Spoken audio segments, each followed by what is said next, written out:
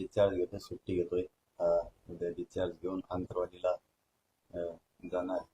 कारण पुढची तयारी, कारण खूप अनेक वर्षानंतर दसरा मेळावा होतोय. अनेक वर्षानंतर खूप जणांची, आमच्या बांधवांची इच्छा होती की दसरा मेळावा हा झाला पाहिजे.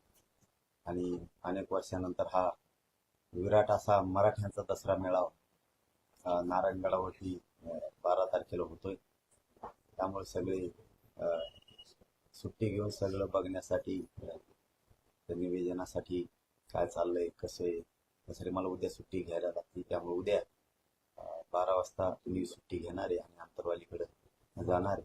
कारण अनेक वर्षानंतर जो हा मराठ्यांचा विराट असा दसरा मेळावा होतोय, राज्यातल्या मराठ्यांचे खूप इच्छा होती की आपलाही दसरा मेळावा असला पाहिजे. आपल्यालाही एकमेकाला विचाराची देवाणघेवाण करता आली पाहिजे. ही शांतता प्रस्थापित राहिली पाहिजे. आपणही दसरा मेळावा घेतला पाहिजे. आपल्या अडीअडचणी, आपल्याही समस्या एकजुटीनं एकत्र येऊन राज्य लेवलवर मांडायला एक व्यासपीठ पाहिजे. त्यासाठी मराठा दसरा मेळावा होणं ही अनेकांची अनेक वर्षापासून इच्छा होती आणि म्हणून दसरा मेळावा होतोय. तुफान ताकदीनं मराठ्यांचे पोरं आता नारायणगडाकडे दसरा मेळाव्यासाठी येणार. प्रमुख वक्ते तुम्हीच असणार. आणि मी बघतोय आणि तिथे येणारी सगळे भक्त म्हणून येणार. कारण तो 18 पगड जातीचा, 12 बलुतेदारांचा, सगळ्यांचा, शेतकऱ्यांचा दसरा मेळावा असणार. पण तो दसरा मेळावा तुफान ताकदीनं जैन समुदाय तिथे जमणार. तुफान वेगानं मराठ्यांचे पोरं राज्यातल्या कानाकोपऱ्यातून नारायणगडाकडे येणार. दसरा मेळावा म्हणजे दसरा मेळावा नादच नाही करायचा बाबा, असा दसरा मेळावा होणार. पूर्ण तयारी सुरू आहे गडावरती. मला तर रात्री म्हणजे काल 5 वाजता बैठक संपल्याच्या नंतर माहिती मिळाली. आता पक्का आकडा माहित नाही, परंतु आता अधिकृत सांगतोच म्हणले ते कमी जास्त होईल. 52,000 का काय नुसते स्वयंसेवक झाले. प्रत्येक तालुक्यातून 5-6 हजार स्वयंसेवक काम करण्यासाठी. इतकं विराट तयारी, प्रचंड मोठी तयारी तिथं सुरू झाली. आणि महाराष्ट्रातल्या मराठा समाजाची तीच इच्छा होती की एकदा मराठ्यांचा मेळावा, दसरा मेळावा असणं अपेक्षित आहे, आवश्यक आहे. आणि तो झाला. आणि सगळ्यांनी यायचंय, आपल्या देवदर्शनासाठी यायचंय, एकमेकाचे आशीर्वाद शुभेच्छा देण्यासाठी आपण तिथे यायचंय. तिथं सगळी तयारी सुरू आहे. काल मला असं सांगण्यात आलं परत स्वयंसेवक असं की तिथं सगळी जेवणाची सुद्धा तयारी करायला लागली पाहिजे. नुकती भात, आमकं तमकं पूर्ण तयारी. जे शिपाई तिथं कामाला लागल्यात, आता मी तर प्रत्यक्ष बघितलं नाही, तिथं 10, 15 का 20 का काय जे शिपाई कामाला लागल्यात. सगळी तयारी ताकदीनं सुरू आहे. कारण ते मला वाटतं जवळपास 713 एकर आहे सगळं. म्हणजे प्रचंड मोठं ते एरिया आहे. त्यामुळे तिथं खूप तयारी, डॉक्टरांच्या टीमा, पाण्याचे टँकर शेकड्याने आहेत तिथं. महिलांसाठी सगळ्यात महत्वाची टॉयलेटची व्यवस्थेची आवश्यकता होती, तर ती सुद्धा ती आता पडदे मारून का होईना तिथं एकरामध्ये किंवा एखाद्या जमिनीवरती तिथं करायला लागले, टप्प्याटप्प्यावर. काही ठिकठिकाणी जेवणाचे स्टॉल, दवाखान्याचे स्टॉल, सगळ्या ताकदीनं कामाला लागले. त्यामुळं हे अपेक्षित होतं, एक विराट असा मराठा मेळावा होणं आवश्यक होतं. आणि ते राज्याच्या अनेक वर्षापासून मराठ्यांची तयारी, इच्छा होती. आणि ती मात्र त्यावेळेस आता अनेक वर्षानंतर मराठा एकत्र येतोय. आणि सगळ्यांनी यावं. उगाच पक्षाच्या नेत्याच्या इकडे तिकडे बुळबुळ्याच्या मागे पळू नये मराठा समाज. आणि मराठ्यांनी गावागावातल्या ध्यानात ठेव. मराठ्यांचे कुंकड आलेत, कुंकड गेलेत, हेही बारकाईने लक्ष ठेवा. दसरा मेळाव्याला का आले नाहीत, काही न येणारे जाणून बुजून मराठ्यांचे लक्ष ठेवा. कारण जिल्हा परिषद पंचायत समितीला आपल्या दारात येणार आहे. उगाच राजकीय पक्षाच्या नेत्याच्या सभेला पळायचा, त्यांच्या प्रचाराला पळायचा. जिथं आपलं जातीचं, समाजाचं, जनतेचं, शेतकऱ्यांचं, 18 पगड जातींचं, 12 बलुतेदारांचं, गोरगरीब ओबीसींचं हित आहे. अशा सामाजिक मेळाव्याकडे मराठा समाजाने आलं पाहिजे. आपला मराठा समाजाचा डावलून तो जर राजकीय पक्षाच्या सभेला जाणार असला त्याच्यावर ध्यान ठेवा. कारण उद्या त्याला मराठ्यांच्या दारात यायचंय, जिल्हा परिषदला यायचंय, पंचायत समितीला यायचंय, सरपंचाचं मत मागायला यायचंय, आमदारकीचं मत मागायला यायचं, सुट्टी नाही द्यायची. राज्यातला सगळा मराठा याची ओढ नारायणगडाच्या दसरा मेळाव्याकडे असली पाहिजे. मनोज जरांगे यांना ज्यांनी पोचलं किंवा त्यांच्या आंदोलनाला ज्यांनी रसद पुरवली अशा 50 उमेदवारांना पाडण्यासाठी आमची यादी तयार आहे. यात रोहित पवार असेल, राजेश टोपे यासह 50 लोकांना आम्ही पाडणार असं दक्षिण माध्यमात. जाऊन देऊ त्याचं ना काही कसल्याचं पाडव म्हणा, यायचं पाडणार पुढे. चला आपलं पुढं चला. पाडू शकतात का? एवढी शक्य आहे का? त्यांचं काय बाबा, चला सगळं भुजबळ की पण तुम्हाला रसद पुरवली, तुम्हाला असं हे आरोप- जाय म्हणा पळ तिकडे. चला चला पुढे घ्या, पुढे घ्या. त्यांना चला जाऊन दो, हवा येऊन द्या. चला घ्या पुढे. राजनाथ कोणाला विरोधक मानत नाहीत त्यांना, कोणाच नाव थुकत नाही, थुका चाटणार काय, आता त्याला काय करावं, सोडून द्यायचं ते विषय, पुढे चालायचं. राजरत्न आंबेडकर असं म्हणाले, तिसऱ्या आघाडीचे मुख्यमंत्री हे तुम्ही राहणार मनोज जरांगे असतील. नाही, तिसऱ्या आघाडीन फेगाडी नाही काही, आणि कसलेच नाही ते काही नाही. काय ठरलं तर सगळे अपक्ष असणार, ठरलं तर, नाही ठरलं तर पाडापाडी. पण आंबेडकर साहेबांची जी भावना आहे ती त्यांची भावना आहे. समजा माझ्याविषयी ती समाजाची पण भावना आहे. पण मी स्पष्ट सांगितलेलं की भावना व्यक्त करण्याचा प्रत्येकाला अधिकार आहे. त्यांना वाटतंय, त्यांचं प्रेम आहे माझ्यावरती म्हणले, तसंच समाजाचं प्रेम आहे, समाजही म्हणतोय. पण मला राजकारणात जायचं नाही. मी क्लिअर आहे, माझं इच्छा मी लपून ठेवत नाही, धडक सांगत असतो, धडक. असं घडलं तर तुम्हाला आवडेल का? नाही, ते सांगितलंच ना. जाऊ द्या, जर ठरलंच उभा करायचे, जाऊ द्या ना गोरगरिबाची लेकरं तिथे, आपल्याला नाहीच. जाऊ द्या गोरगरिबाची. मी तर पहिल्याच दिवशी म्हणलं असतं मग हो राजकारणातून मला हे येवायचं. मी स्वार्थी नाही, समाजाच्या स्वार्थासाठी मी काम करतो, माझ्या स्वार्थासाठी नाही. माझा समाज कसा मोठा होईल यासाठी मी काम करतो, माझ्या स्वार्थासाठी काम करणारा मी नाही. पण आता आंबेडकर साहेबांच्या यांच्या ज्या भावना आहेत, आता त्या भावना आहेत, ते प्रेम आहे, त्यांचा माया आहे, ते म्हणतायत ती भाग वेगळा आहे. परंतु मला राजकारणात जायचं नाही, मी स्वार्थी नाही, मी समाजाच्या स्वार्थासाठी काम करतो. समितीची बैठक झाली आता काही दिवसात आचारसंहिता झाली, सरकारला अजूनही कुठलाही निर्णय घेणं तयार नाही. तुमच्या मागण्या पुढची भूमिका काय? घ्यावं लागणार, त्यांना सगळ्या मागण्याची अंमलबजावणी करावी लागणार. फडणवीस साहेबाला आम्हाला राजकारणात जायचं नाही, आम्हाला तिकडे ढकलायचं नाही, ढकलू नका. मराठ्यांना डावलून निवडणुका घेऊ शकत नाही तुम्ही. तुम्ही किती गणित जोडले तरी तुमचे गणित आम्ही बिघडणार आहेत. तुम्हाला वाटतं असं आम्ही आमके जोडले, तमके समाज जोडले, ह्यो समाज जोडा, इकडून करून आणल्या, तिकडून करून आणले, आम्ही मोठ बांधली. मोठ नाही, पीठ नाही, काय नाही, काय नाही, काय नाही. ज्या दिवशी आम्ही डाव टाकू त्या दिवशी तुम्हाला पश्चाताप आलेला असणार आहे. हे सगळा खेळच पलटाला, पुरा गेम पलटून बसला. तुम्हाला वाटणार बघा, तुम्ही फक्त आचारसंहिता लावा, मराठ्यांच्या आरक्षणाची अंमलबजावणी न करता, मग तुम्ही बघा तुम्हाला मराठी कसे रस्ता तळाला टेकवित. रस्ता तळालाच टेकविणार तुम्हाला. तुम्ही त्याची काळजीच करू नका. नसता आम्हाला त्या भानगडीत पडू द्यायचं नसत तर फडणवीस साहेबांनी मराठ्यांना अडवायचं नाही, त्रास द्यायचा नाही, मुद्दाम मराठ्यांच्या पोराचं वाटोळं करायचं नाही, आरक्षण देऊन टाकायचं, द्वेष मनात ठेवून काम करायचं नाही. आणि मीही पुन्हा सांगतो, तुम्ही विचारलं म्हणून, भाजपामधल्या सगळ्या गरीबापासून श्रीमंत मराठ्यांनाही सांगतो, मला राजकारणात जायचं नाही, माझ्या समाजाला जायचं नाही, मला सगळ्यांसाठी तुमच्यासाठी काम करायचं. सगळ्या पक्षातला मराठा, गोरगरीब, शेतकरी, मजूर सगळ्या मराठ्यांसाठी मला काम करायचं. तुमच्या भाजपमधल्या सगळ्या मराठ्यांना सांगतो, गरीबापासून श्रीमंतापर्यंत, तुमच्या नेत्याला फडणवीसांना समजून सांगा, आमचं आरक्षण द्या म्हणा, आमच्याही लेकराला लागणार आहे असंही सांगा. भाजपमधल्या मराठ्यांना सुद्धा लागणार आहे आरक्षण, तुम्ही आरक्षण देऊन टाका. मी राजकारणाचा एक शब्द सुद्धा काढत नाही. मला जायचं नाही राजकारणात, माझ्या समाजाला नाही.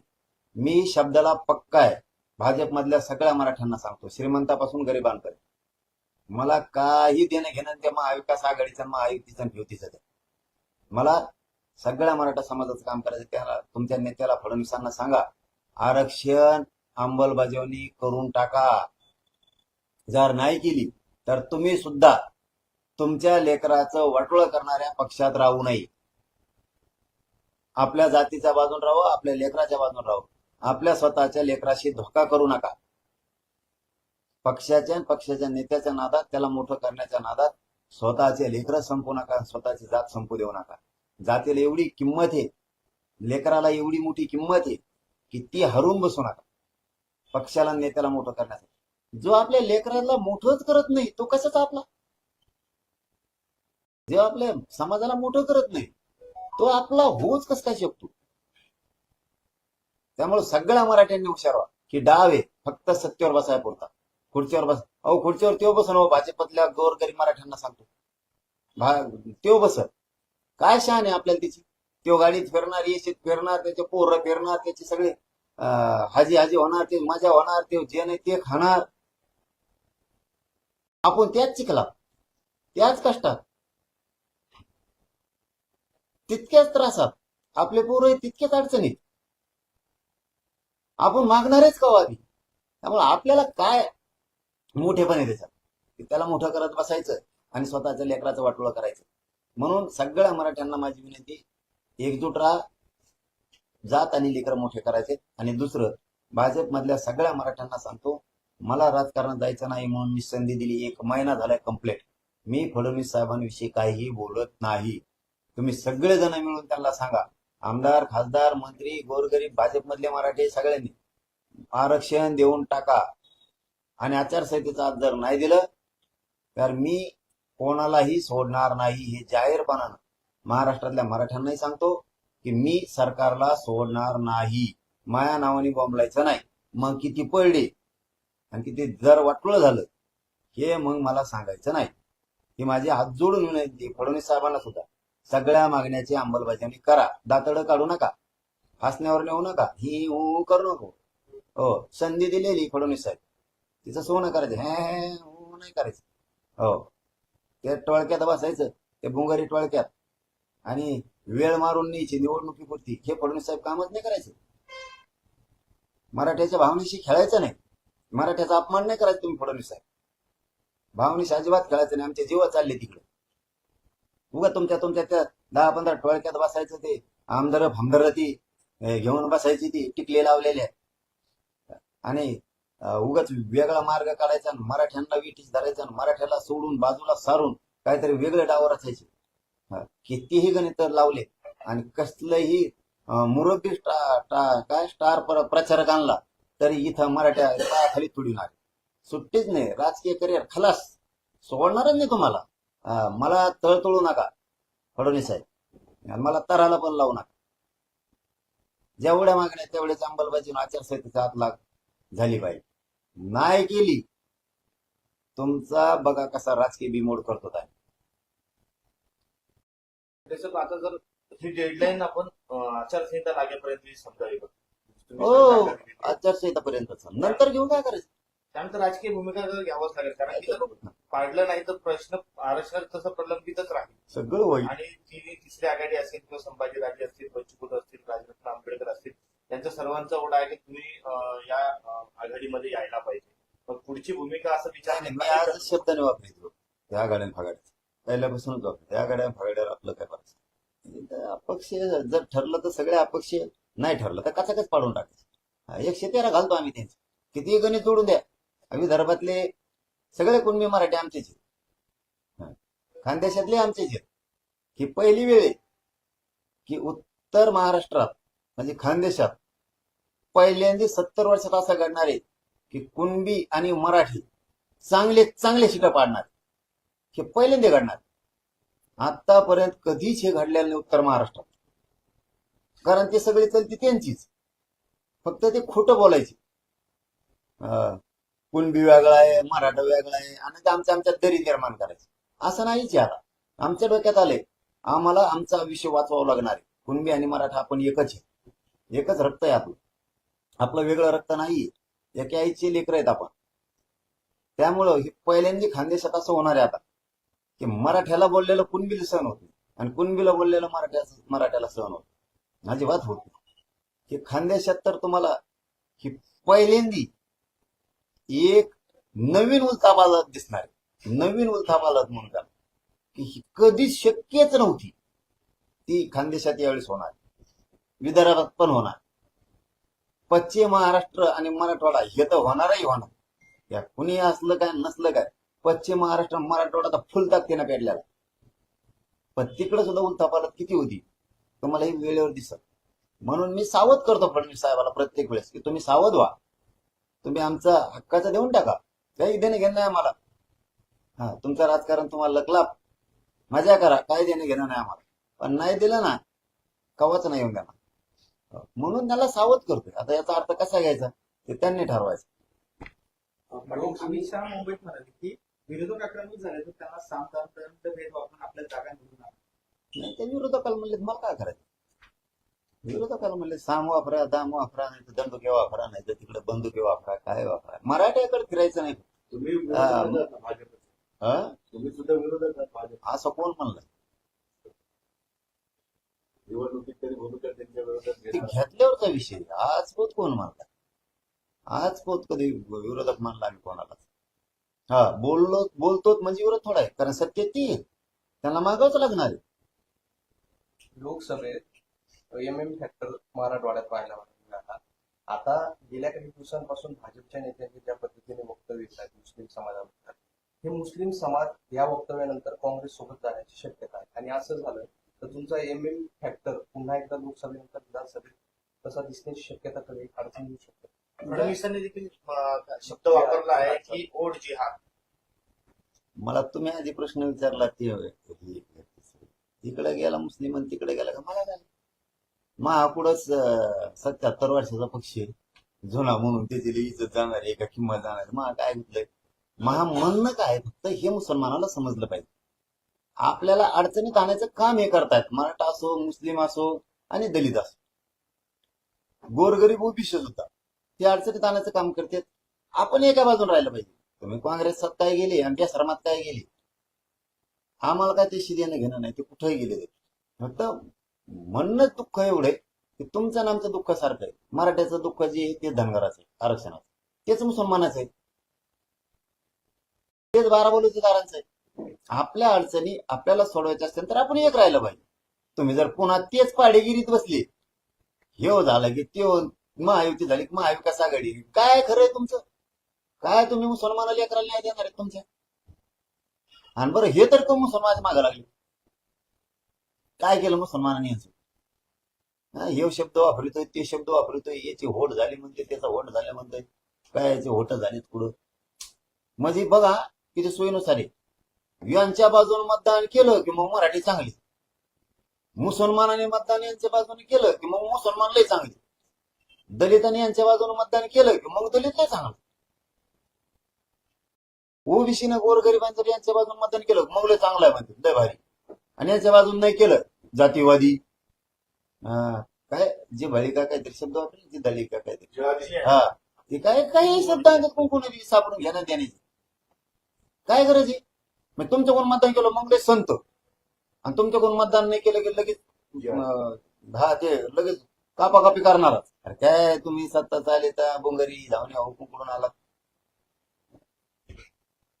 डोकं काय, डोकं खराब करायचे काम आहे. मराठीने मतदान नाही केलं म्हणलं मराठी जातीवादी आम्ही मतदान केलं, मग तुम्हाला केल्यावर मग लय चांगले, मग आमचं पार काहीच नाही, मग म्हणतात ते करायची तयारी तुमची आहे का नाही. आणि नाही केलं आम्ही जातीवादी, काय सत्ता चालवता. जनतेची माया दया ठेवा जरा. काय त्या मुसलमानांनी केलं तुमचं मागा लागला त्यांच्या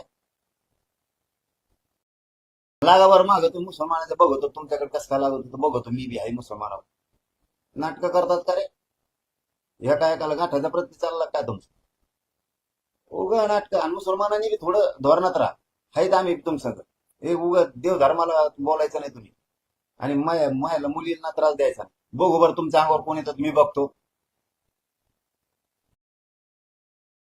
हिंदू धर्माचे देवदेवतांना नाव ठेवायचं नाही मुसलमानांनी, आणि हिंदूंच्या मुलींना त्रास द्यायचा नाही. बघतो तुमच्या अंगावर कोण येतोय, तो कोण त्रास देतो ते बघतो मी, आणि तुमचं आरक्षण बी कसं काय देत नाही ते बी बघतो.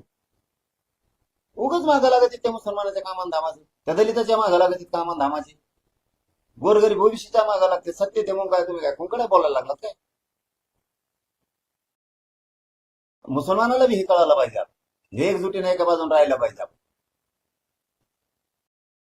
इकडून घडीभर झाले घ्या पक्षात, घडीभर झाले घ्या पक्षात, असं मुसलमानांनी बी नाही केलं पाहिजे. काय यांच्याकडून केलं मतदान मग लय चांगले मुसलमान आहे का नाही?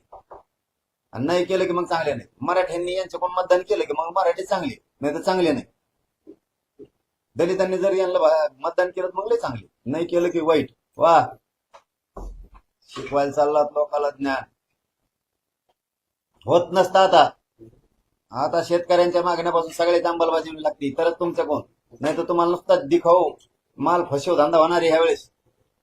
बघा तुम्ही ध्यानात ठेवा, दिखाऊ माल फसव धंदा आहे तुम्हाला होणार आहे. आता लोक नुसते तुमचेच लोक तुम्हालाच फसवणार आहेत. आता नुसतं तुमच्या आजूबाजूला हिंडणार आहेत आणि मतदाना दिवशी गाडीत लावून टाकणार आहेत तुमची. खलास तुमचा कार्यक्रमच करून टाकणार. तुमच्या आजूबाजूलाच फिरणार आहेत. तुमचेच लोक तुमच्याच आजूबाजूला फिरणार, तुमचेच लोक तुम्हाला फसवणार आहेत. बघा होतं काय, शेतकरी तुमचं आउट करा.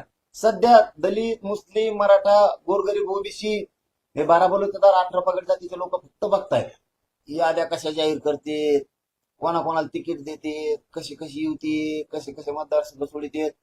फक्त तुम्हाला 6 पक्षाच्या लोकांना आणि सत्ताधाऱ्यांना वाटतंय आमचं वातावरण लय गरम झालं, आमचं वातावरण लय भारी.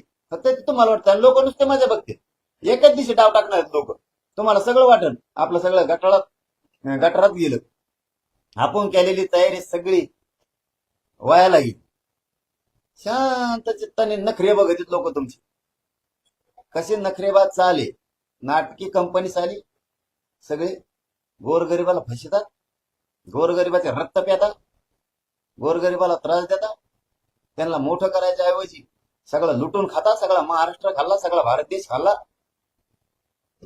आणि गोरगरिबाला सुविधा देत नाही. नाटक कंपनी.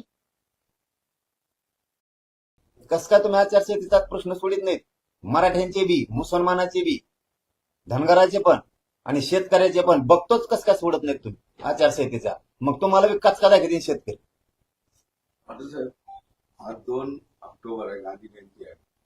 गांधीजींनी स्वातंत्र्याच्या लढ्यामध्ये घोषणाचा हत्यार वापरलं, तुम्ही ते हत्यार वापरताय. काय विचार आहे तुमचे गांधीजींच्या भूमिकेबद्दल? कारण तुमच्या जवळपास 6 वर्ष जे आंदोलन सुरू आहे गांधीजींच्या भूमिकेत.